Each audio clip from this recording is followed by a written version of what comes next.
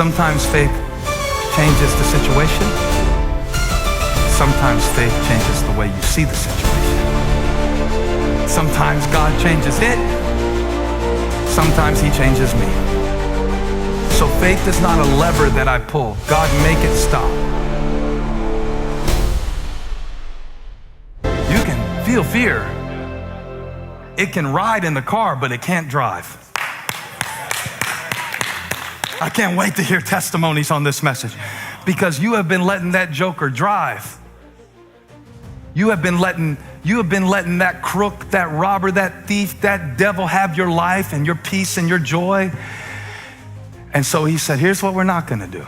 He said, don't be afraid. Now, who says it is just as important as what is said. How many will agree?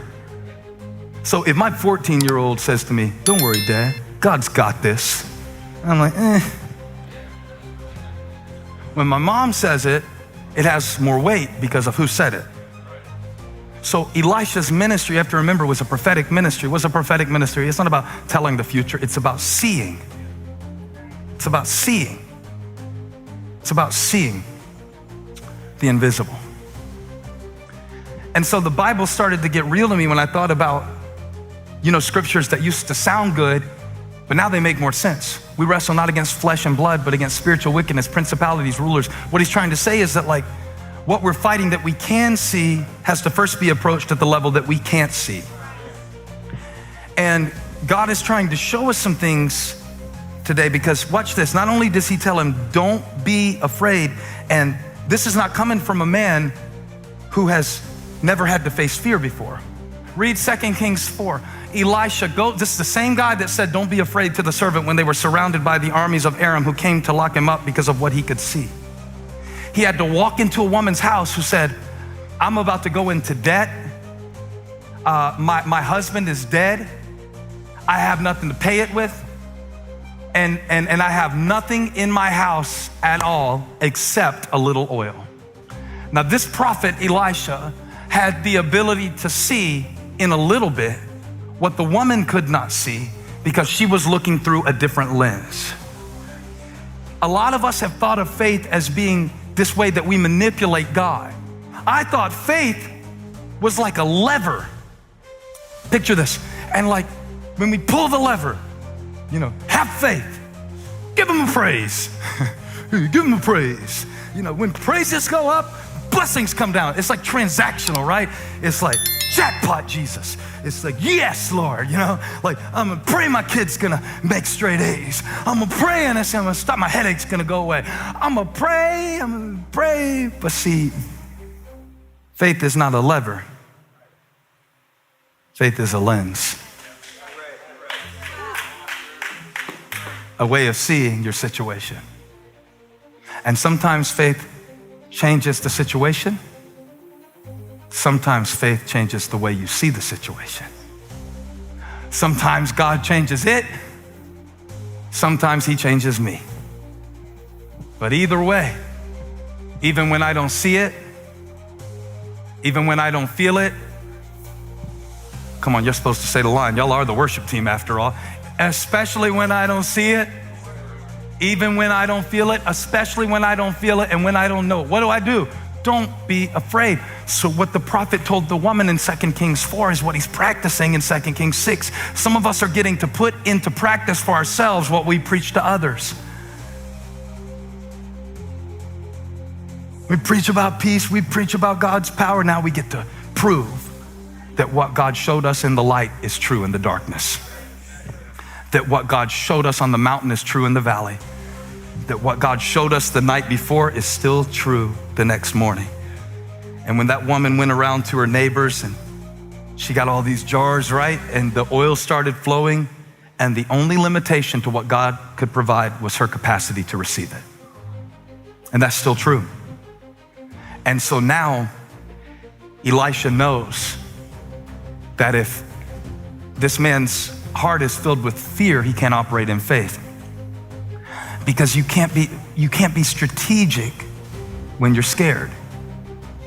And so that's why it's so important what he says next, that we have a perspective. Put that in the chat, perspective. This is a prayer for perspective.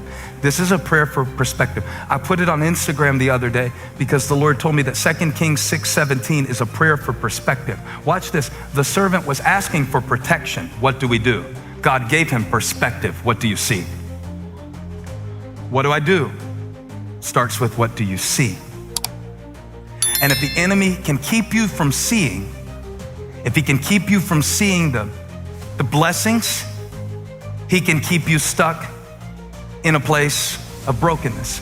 If he can keep you from seeing the advantages or the opportunities, he can keep you running. That's a very important thing, is that when your vision of who God is obscured by what you're going through, something very small can block out something much bigger. And I promise you right now, God's calling is bigger than any crisis. Trust me on that, and read your Bible if you don't believe me. That's how I can go through it, because I know that God's calling is bigger. And so why would I let something small block out something big? When he hung the stars and named them, why would I refuse to lift my eyes to the hills when I know where my help comes from? So there is something bigger, there is something greater, there is something other on the other side of this. I wonder what's on the other side of this that is so big that the enemy sent a storm to disrupt your peace, to destroy your joy. And so the prophet said, those who are with us are more than those who are with him. He must have went to public school. This dude is bad at math. Elijah is bad at math. And the servant is like, huh? Because he's counting, right? He's like, those with us are more than those with them. All right. So 1, 2. And then he starts counting the enemy. 1, 2, 3, 4, 5, 6, 7, 8, 9, 10, 11, 12. Because I know somebody's sitting there listening like, well, preacher, this is cool. This is neat. Said, this is miracle math. Somebody put it in the comments. This is miracle math. Right? Because the word of the Lord came to the servant and said, there's more with us than with them. And then here's the prayer. And I'm closing, kind of. He prayed after he encouraged him, don't be afraid. Then he said, open my eyes. Open my eyes. There's the prayer. And that's really not a physical statement, right? His eyes were working just fine. That's why he was scared. He's like, my vision is 20/20, bro. I don't know what you're looking at. He's like, no. Open his eyes. Paul called it the eyes of your heart. Perspective. Now, when the servant looked again, verse 17, and this is the whole message, okay? He opened his eyes after the Lord granted Elisha's request, and he looked and saw the hills full of horses and chariots of fire all around Elisha. Now let me tell you what's really wonderful about that verse is that when Elisha prayed, help did not come. Help was already there. So when Elisha prayed, you getting this? When he prayed, open his eyes, Holly, so that he may see, the Lord only had to show him what was already there. And we can pray for provision, and that's wonderful. And we can pray for healing, and we should. And we really need to pray for everybody who's a nurse or a doctor or a clerk or a law enforcement officer, or our first responders, like all of it. We need to pray for each other. But the thing we need to pray for more than anything else is perspective.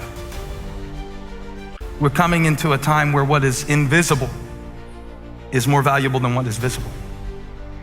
When everything that can be shaken will be shaken, so that that which cannot be shaken will remain.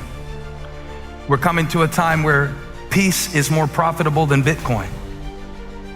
We're coming to a time where joy cannot rest on external circumstances. And when he looked, he saw the hills full of horses. They were already full. He just couldn't see it. he saw the hills full of chariots of fire. The fire was already burning. But you know what didn't happen when he prayed? And I don't know if you want to hear this or not. And LJ, we're not going to be able to put a B3 on this, but it's true and I need to say it. God did not answer Elisha's prayer by eliminating the enemy. Instead, he illuminated his presence. So faith is not a lever that I pull. God, make it stop.